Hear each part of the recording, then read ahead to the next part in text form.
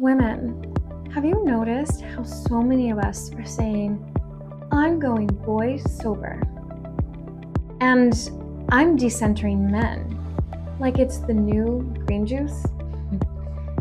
But here's the question nobody asks out loud.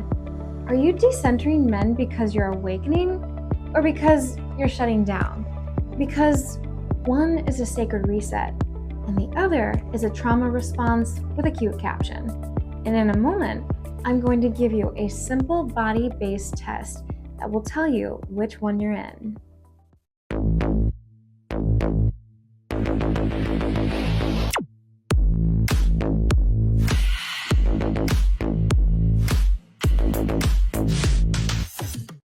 Beloved, I'm Guru Amora, sex and relationship coach and founder of Ascension Academy.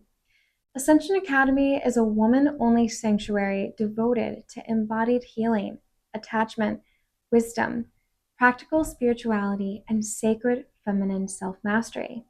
Translation: I help women stop confusing nervous system activation with fate, stop calling anxiety chemistry, and start choosing love with open eyes and a regulated body. And if you've ever felt like modern dating turned you into a detective, a therapist, and a negotiator, stay with me. This one's going to land. Decentering men has become a major conversation online, and it's often framed as a reclaiming of your life force away from the male-centered everything. Boy sober is rising too. Women intentionally taking a break from dating to prioritize inner peace, self-development, and identity outside of romance. And I love the impulse behind both, but I want to refine it. I want to purify it because your standards deserve nuance, not slogans. You want real love, safe, erotic, honest, consistent. You want devotion that doesn't cost you your dignity. But the problem is, many women have been trained to center men so deeply that even when we're working on ourselves, we're secretly doing it to become more chosen. And the result is predictable. You abandon your pace, your intuition, your boundaries, your peace, just to keep a connection alive that was never safe to begin with. And you call it being open-hearted, when really it's being unboundaried. And I'll make it personal. I didn't start out decentering men. In fact, I spent years trying to prove I was worth being chosen.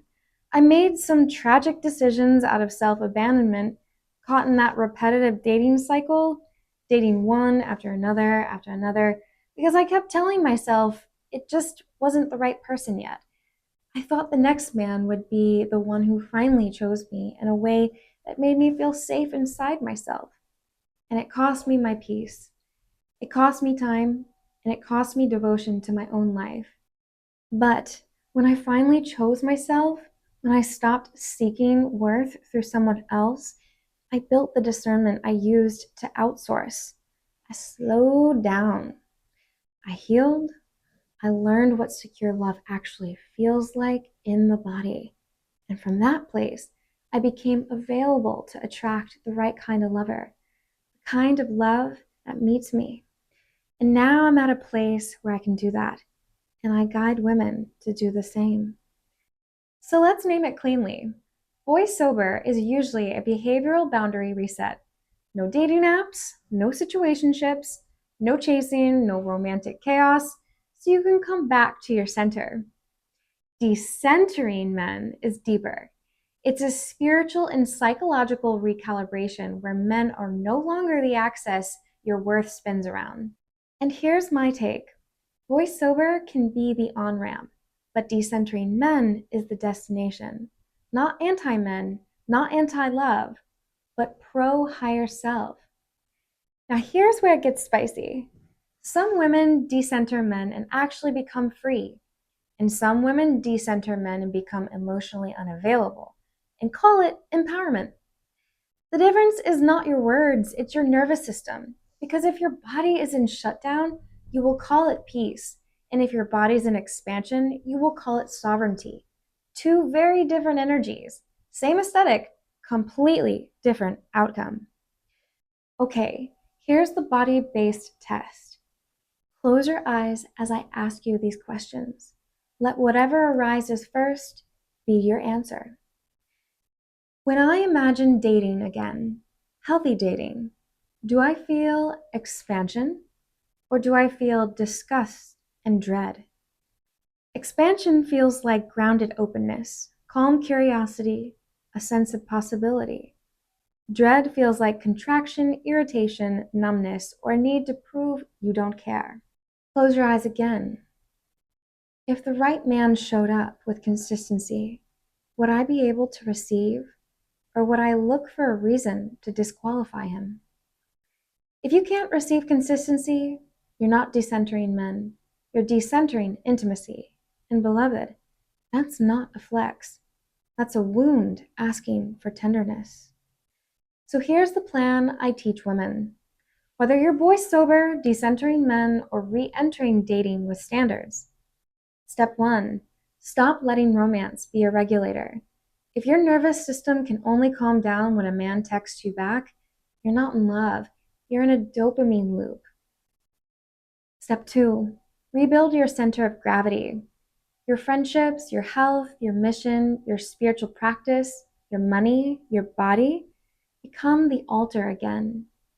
Step 3, date from evidence, not fantasy. You don't need more potential. You need patterns. You need consistency. You need character. And this is exactly why I built Ascension Academy. Because women don't just need opinions. You need a pathway. You need a place where spirituality isn't performance. It's lived. Where your body becomes your ally and your attachment patterns become understandable and changeable. Where your standards get clean and your boundaries become a prayer.